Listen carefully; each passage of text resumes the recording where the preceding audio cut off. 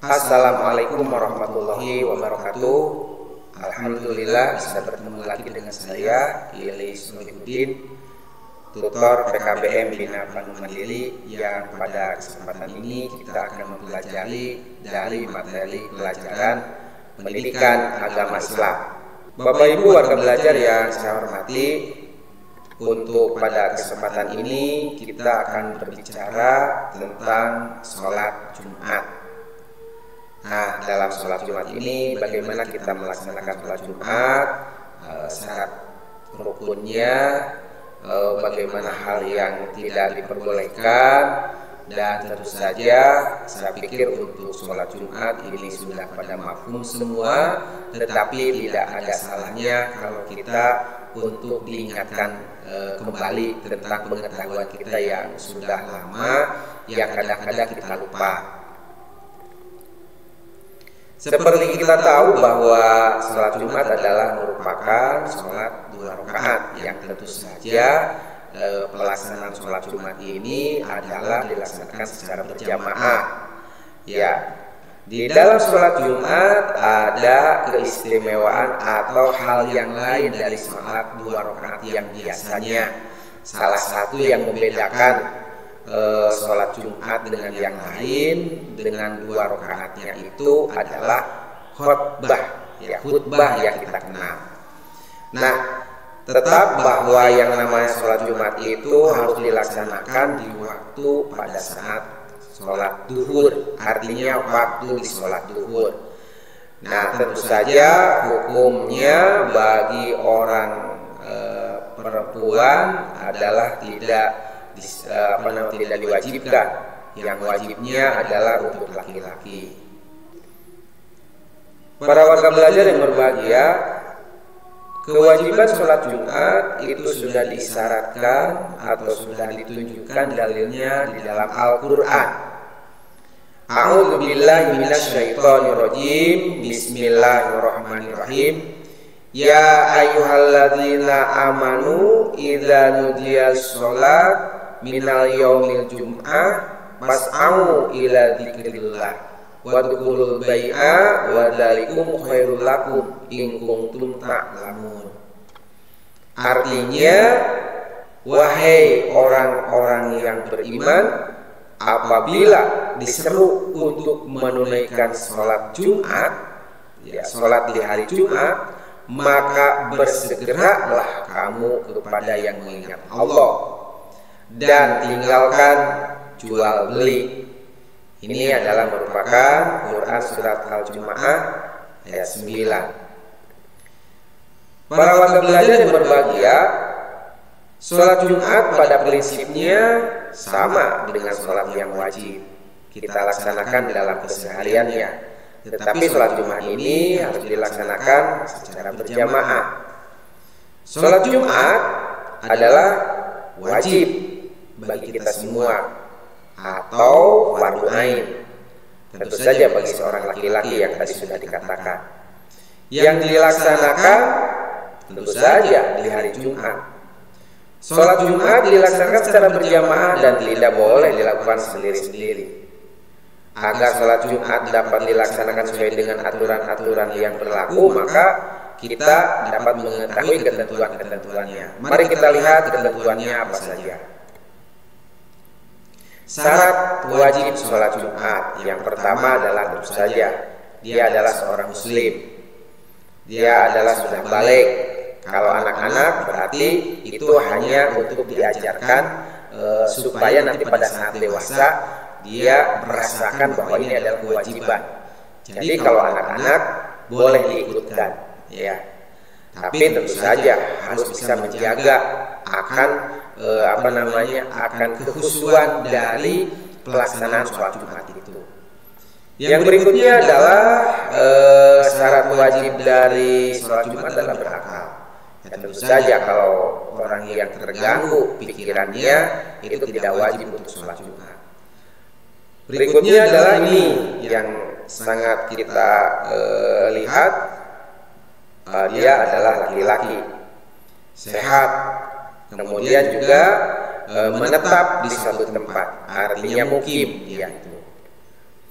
Nah, selanjutnya Bapak Ibu sekalian, syarat sah mendirikan sholat Jumat apa? Tentu saja sholat Jumat akan dianggap sah bila memenuhi persyaratan ini. Pertama, tempat yang dilaksanakan adalah bertempat di mukim atau penduduk setempat. Artinya, kalau kita berada bukan di tempat atau penduduk kelahiran kita atau tempat mukim kita, ya tentu saja bisa diganti sholat Jumat itu. Misalnya dalam perjalanan yang jauh, tentu saja dalam perjalanannya, bukan perjalanan yang dekat, ya, yang sudah disyariatkan oleh Islam. Yang kedua adalah dilaksanakan secara berjamaah. Ini tentu saja yang namanya sholat Jumat pasti harus berjamaah. Ya, kemudian yang ketiga dilaksanakannya pada saat sudah memasuki saat waktu sholat zuhur. Hal yang ini juga, hal tersebut artinya sudah memasuki sholat waktu zuhur itu diisyaratkan oleh Nabi Muhammad dalam hadisnya. Anin Nabi Shallallahu Alaihi Wasallam karena yusholil Jum'ata hina tamlil samsi, ya, tamlil samsi, bahwa Nabi Muhammad SAW melaksanakan sholat Jumat ketika matahari sudah tergelincir. Artinya tergelincir itu sudah condong ke barat, ya, tidak tidak fokus, tidak 90 derajat, ya, tidak tegak lurus. Nah, sudah agak sedikit membelok ke agak sedikit barat seperti itu. Artinya kalau sudah membelok sedikit ke barat berarti sudah memasuki waktu sholat zuhur seperti itu. Berikutnya Bapak Ibu sekalian, bahwa sholat Jumat dilaksanakan dengan didahului dari 2 khutbah. Ya tentu saja, sebab inilah yang membedakan dari 2 rakaat sholat dengan yang lainnya. Kalau ada 2 rakaat sholat tidak ada khutbah, tentu saja ini adalah bukan sholat Jumat. Ya, tentu saja dilaksanakannya harus di hari Jumat. Berikutnya adalah kita akan berbicara tentang khutbah Jumat tentu saja. Khutbah Jumat merupakan nasihat.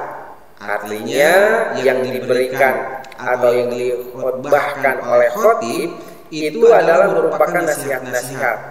Nah, maka dengan demikian pada saat melaksanakan atau mendengarkan atau khotib melaksanakan khutbah, kita harus meresapinya, kita harus mendengarkannya. Pertama, ada rukun khutbah. Rukun khutbah itu, ya, kalau Bapak Ibu, ya, kalau Bapak-bapak gitu ya, menjadi seorang khotib harus tahu rukun khutbah. Pertama, mengucapkan puji-pujian kepada Allah, yakni alhamdulillah. Kemudian membaca sholawat kepada Nabi, Allahumma sholli ala sayyidina Muhammad, atau Allahumma sholli ala Muhammad, Allahumma sholli ala sayyidina Muhammad. Ya, silahkan saja. Yang berikutnya adalah mengucapkan 2 kalimat syahadat. Asyhadu alla ilaha illallah, asyhadu anna Muhammadar Rasulullah. Nah, ini adalah rukun khutbah. Berikutnya rukun khutbah ini adalah berwasiat, artinya memberi nasihat, memberikan tutur kata, ya, memberikan wasiat. Nah, kemudian membaca ayat Al-Quran. Ya, tentu saja silahkan saja membaca ayat Al-Qurannya, mau yang dari sudah kita hafal atau dengan cara membuka Al-Quran, disilahkan saja. Yang berikutnya adalah mendoakan kepada umat Islam. Ya, tentu saja ini pada saat kita beribadah wajib kita melakukan berdoa pada Allah Subhanahu wa Ta'ala. Nah, seperti itu. Berikutnya adalah syarat khutbah. Syarat khutbah apa? Pertama, khutbah Jumat dilaksanakan tepat siang pada saat matahari sudah tergelincir, artinya sudah memasuki waktu sholat zuhur. Yang kedua, khutbah Jumat dilaksanakan dengan berdiri. Ya tentu saja jika itu mampu. Kalau tidak mampu, ya silahkan saja bagaimana mampunya, berdiri sejenak atau duduk dan sebagainya. Tetapi disyariatkan, ya diharapkan, disyaratkan bagi orang yang mampu untuk berdiri. Ya tentu saja jika terdapat orang yang tidak mampu berdiri, kalau ada orang lain yang mampu untuk berdiri, lebih baik kita memberikan khutbah ini atau menjadi khatib ini diberikan kepada orang yang mampu untuk berdiri. Nah, berikutnya adalah khatib hendaklah duduk di antara dua khutbah. Artinya pada saat khatib sudah membacakan puji-pujian, hamdalah, sholawat, kemudian syahadat dan sebagainya, kemudian memberikan nasihat, akan memasuki kepada khutbah yang kedua, duduklah, gitu ya. Kemudian selanjutnya khutbah disampaikan dengan suara yang keras, yang jelas. Ya, jangan dalam bahasa Sunda meremem seperti itu. Sebab mustami'in ingin mendengarkan nasihat-nasihatnya. Ya, tentu saja seperti itu. Khutbah atau khatib suci dari hadas dan najis. Ya tentu saja sebab ini adalah merupakan ibadah yang mahdhah, ibadah yang langsung. Tentu saja harus bersih dari najis, gitu ya. Khatib harus menutupi aurat. Ya, ini sudah barang tentu. Ya, selain pakaian yang yang sopan, ya tentu saja harus menutupi aurat pula. Sebab ini adalah merupakan salah satu syarat dari khutbah Jumat. Sunnahnya apa dalam khutbah Jumat? Pertama, khutbah dilaksanakan di atas mimbar, itu sunnahnya. Jika ada, ya, kalaupun tidak ada karena ini adalah darurat, ya silakan saja asal berdiri. Kemudian khutbah disampaikan dengan kalimat yang fasih. Nah, makanya memilih khatib harus orang yang pintar dalam berbahasa. Artinya pintar dalam berbahasa itu fasih dalam lafal-lafalnya, gitu ya. Kemudian khatib juga membaca sholawat atau yang lainnya di antara dua khutbah. Nah, ini tadi sudah disampaikan. Khatib menertibkan 3 rukun, ya, yaitu dimulai dengan puji-pujian, yaitu hamdalah, sholawat, dan berwasiat. Nah, pada saat melaksanakan khutbah jamaah tentu saja hendaklah mendengarkan, meresapi, dan diam, tidak boleh kesana kemari atau berbicara dan sebagainya. Maka untuk itu bagi orang yang membawa anaknya untuk melaksanakan sholat Jumat, tertibkanlah dia, gitu ya. Kemudian selanjutnya hendak memberi salam.